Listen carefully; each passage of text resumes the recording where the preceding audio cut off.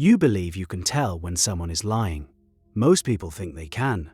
They're wrong.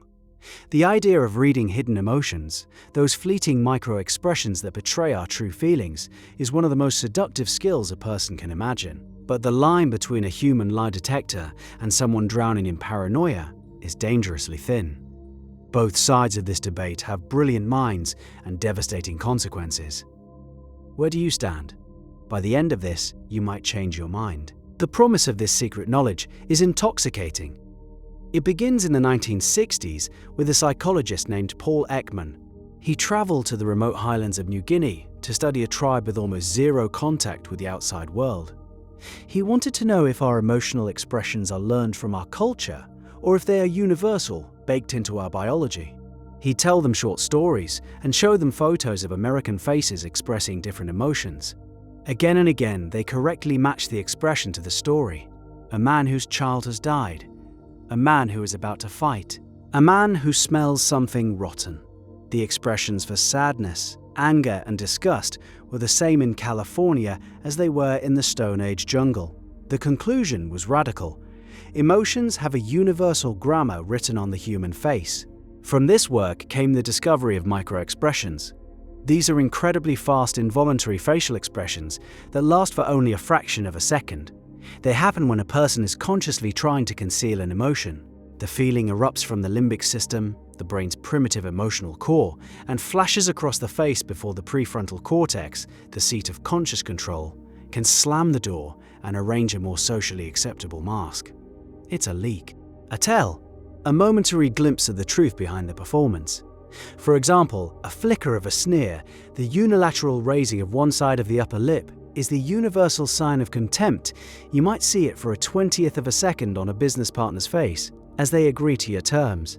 They're saying yes, but their brain just screamed, "You're an idiot." For a trained observer, this is a superpower. It's a tool used by therapists to see the flicker of fear in a patient who claims they're fine, or by intelligence agents looking for deception in a high-stakes interview. The applications seem limitless. A world with no secrets. That sounds like a perfect system for getting to the truth. But there's a problem. A huge one. The moment you take this tool out of the laboratory and into the chaos of real life, it begins to fall apart. The system is less a window and more a mirror reflecting your own biases back at you. Critics, like neuroscientist Lisa Feldman Barrett, argue that the context of an emotion is everything. A microexpression tells you that an emotion occurred. It tells you nothing about why it occurred. That flicker of fear on your date's face, are they afraid of their feelings for you? Or are they afraid you noticed they spilled wine on their shirt? Are they hiding a dark secret? Or did they just remember they left the oven on? The flash of anger from an employee you're questioning about a missing file, is it guilt? Or is it indignation at being falsely accused? You saw a signal, you have no idea what it means. The expression is real data, your interpretation is a story you tell yourself. And we are very good at telling stories that confirm what we already suspect. This leads to catastrophic errors in judgment. Consider the United States Transportation Security Administration SPOT program, which stood for Screening of Passengers by Observation Techniques. It trained thousands of officers to look for behavioral indicators and microexpressions supposedly linked to deception and terrorism. The cost was over $900 million. The result? A disaster. According to internal reports and government investigations, the program's accuracy rate was abysmal. It was no better than chance. Innocent people, perhaps nervous about flying, or from cultures with different social norms, were pulled aside, interrogated, and humiliated. Meanwhile, actual threats were missed. The program was built on the seductive idea that you can spot a bad guy by the look on their face. The evidence showed, in spectacular fashion, that you can't. You just get very good at harassing people who are anxious. The leap from observation to interpretation is a minefield. The facial action coding system, or FACS, which Ekman also developed, is a scientifically valid tool. It's an anatomical map of the face. It lets a trained coder document that Action Unit 12 and Action Unit 27 to 5 were activated. That means the lip corners were pulled up and the lips parted. That is a description. Calling it a smile of genuine happiness is an interpretation. Is the person smiling because they are happy? Or because they are a salesperson trying to close a deal? Or because they are in an awkward situation and are trying to be polite? The muscle movements are the same. The meaning is entirely dependent on the context, a context you almost never fully have. You are guessing, and when the stakes are high, a bad guess can ruin a life. It can end a relationship, lose a job, or even contribute to a wrongful conviction. So the skill is a loaded weapon, especially in the hands of an amateur. And yet, we can't just dismiss it. These involuntary expressions do happen. They are real signals being sent from one human to another, even if the sender is trying to stop them. To ignore them completely feels like choosing to be blind. It's walking through the world with one of your senses turned off. The information is there, however noisy and confusing it might be. The question is what to do with it. The most dangerous way to use microexpressions is as a verdict. Aha, I saw it. You're lying. This approach shuts down communication and builds walls of resentment. The accused person becomes defensive, which can itself produce more expressions of fear and anger. Confirming the original suspicion in a disastrous feedback loop, you create the very reality you think you're discovering. A much more effective and humane approach is to use a potential microexpression as a question mark, not an exclamation point. It's a prompt for curiosity.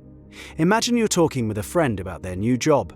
They're saying all the right things, how great it is, how exciting the work is.